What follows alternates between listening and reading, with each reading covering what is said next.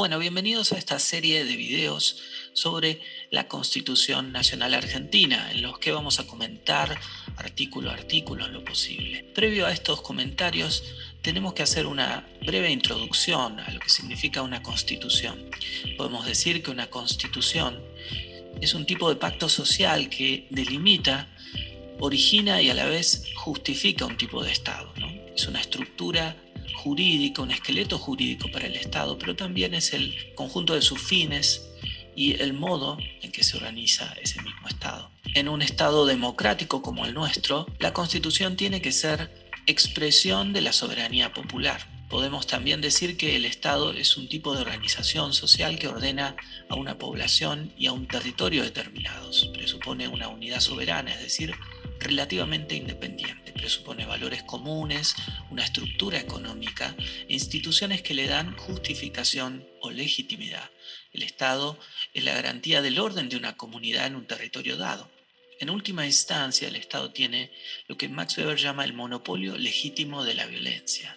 Para que el Estado pueda ejercer ese monopolio, tiene que regirse por las leyes y en última instancia por la Constitución, que es la ley de leyes, ¿no? La violencia la puede ejercer el Estado para garantizar el orden, para restaurar el orden o para mantenerlo, ¿no? Pero siempre en los límites de este pacto social. En la medida en que el Estado se va de esos límites, su acción se convierte en ilegítima y puede derivar esto en el terrorismo de Estado, en el hecho de que el Estado se convierta en un verdadero criminal. Y es el peor de los criminales porque es el que más poder tiene. Señala Roberto Gargarella en su Constitución comentada que podemos asumir que la Constitución define las reglas de juego básicas de nuestra vida jurídica, a la vez que incluye en la forma de derechos los intereses fundamentales que nuestra comunidad se compromete a garantizar: derechos de las minorías desaventajadas, derechos a los bienes materiales indispensables para llevar adelante una vida autónoma, es decir, para elegir el propio proyecto de vida. Entender a la Constitución como producto de un pacto entre iguales, destinado a hacer posible nuestra vida en común, implica reconocer en el corazón del constitucionalismo el valor de la autonomía individual. Cada persona vale con independencia de los demás y tiene un valor igual a cada uno de los otros, una dignidad moral igual. Nadie en tal sentido puede ni merece ser sacrificado en nombre de los demás, así como nadie está autorizado a tomar ventajas indebidas en relación con cualquiera de los restantes. Agrega Gargarella que esta particular aproximación a la Constitución supone una idea de la democracia que tiene que ver con un diálogo entre todos, una deliberación inclusiva. En este sentido, pensamos a la Constitución, no solo, pero especialmente a la parte orgánica de la Constitución o la sala de máquinas de la misma, como el documento que organiza y establece los alcances y los límites de esa conversación colectiva, esa deliberación inclusiva. En términos constitucionales, esa conversación se concentra, pero no se limita a un debate entre los diversos poderes del gobierno, un permanente ida y vuelta entre las distintas ramas del poder.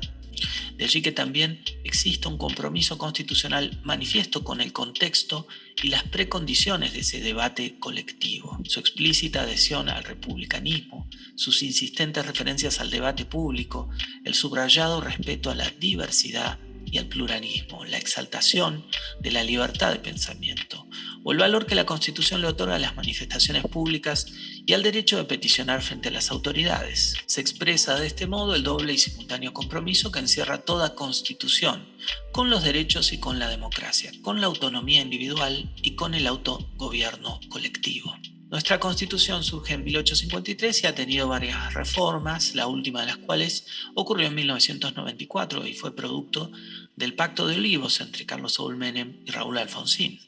A grandes rasgos, nuestra Constitución tiene tres partes: un preámbulo, que es una especie de prólogo o carta de intenciones; una primera parte que incluye las declaraciones de derechos y garantías y los nuevos derechos y garantías que se incluyeron con la reforma, se introdujeron con la reforma del 94, y una segunda parte que habla de las autoridades de la nación, los tres poderes nacionales: el ejecutivo, el legislativo y el judicial.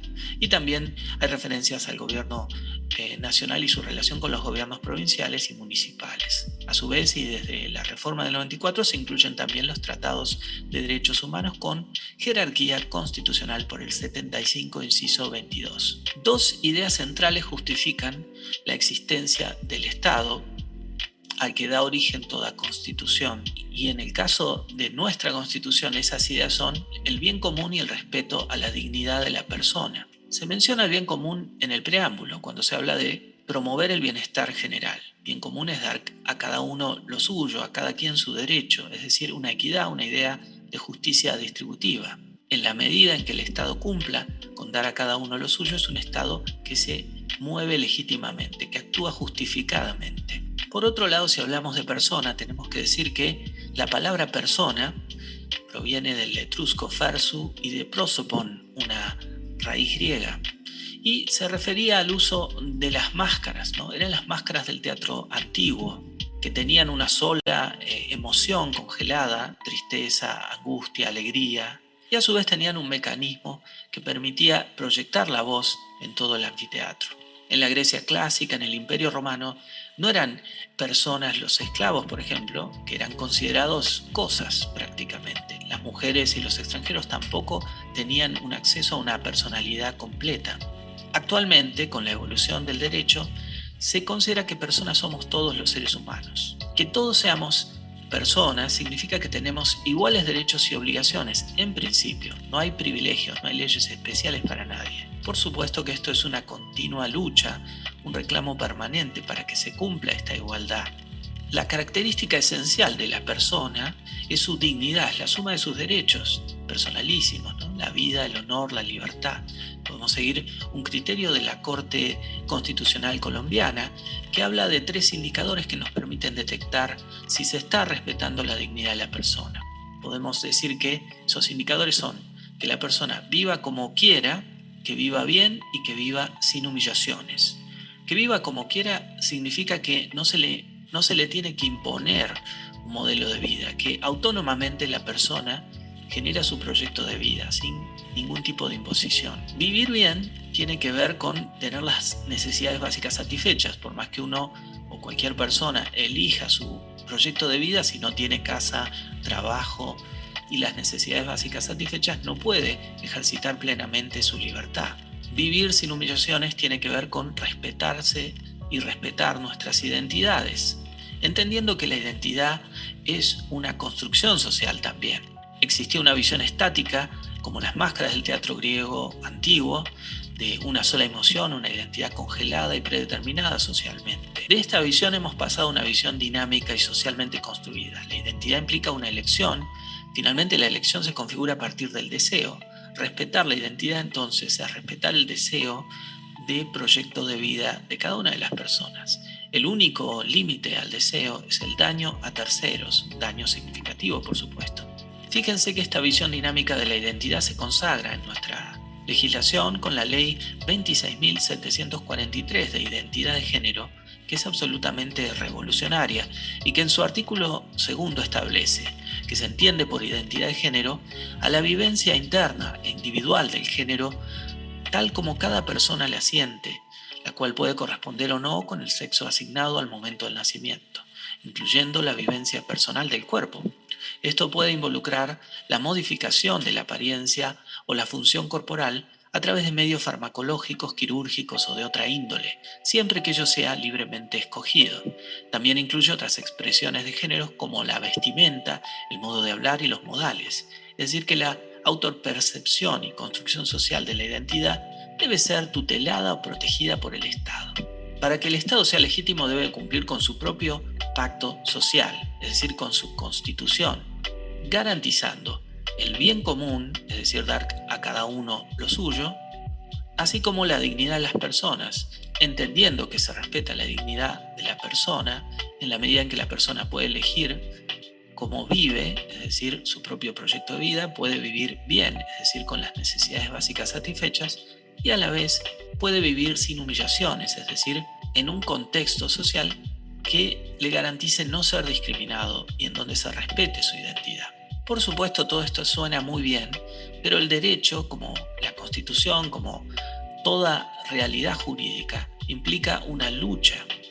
Esto ya lo dijo Rudolf von Jhering en La lucha por el derecho, un texto de 1891. Fíjense, les voy a leer 3 párrafos que me parece son centrales. Señala von Jhering: el concepto del derecho encierra una antítesis que nace de esta idea, de la que es completamente inseparable: la presencia simultánea de la lucha y de la paz.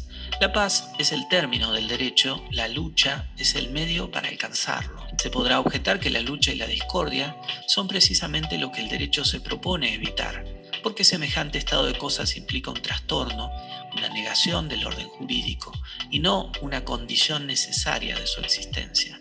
La objeción podría ser correcta si se tratase de la lucha de la injusticia contra el derecho, pero aquí se habla de la lucha del derecho contra la injusticia. Si en esta hipótesis el derecho no lucha, es decir, no hace una heroica resistencia contra aquella, se negará a sí mismo. Esa lucha durará tanto como el mundo, porque el derecho habrá de prevenirse siempre contra los ataques de la injusticia. La lucha no es pues un elemento extraño al derecho, antes bien es una parte integrante de su naturaleza y una condición de su idea. Todo derecho en el mundo debió ser adquirido mediante la lucha. Todos los principios del derecho que están hoy en vigor han tenido que ser impuestos mediante la lucha frente a quienes no los aceptaban. Por lo que todo derecho, tanto el derecho de un pueblo como el de un individuo, depende de que estemos dispuestos a defenderlo. El derecho no es una idea lógica, sino que es una idea de fuerza. De ahí por qué la justicia, que sostiene en una mano la balanza donde pesa el derecho, sostiene en la otra la espada que sirve para hacerlo efectivo. La espada sin la balanza es la fuerza bruta, y la balanza sin la espada es el derecho en su impotencia.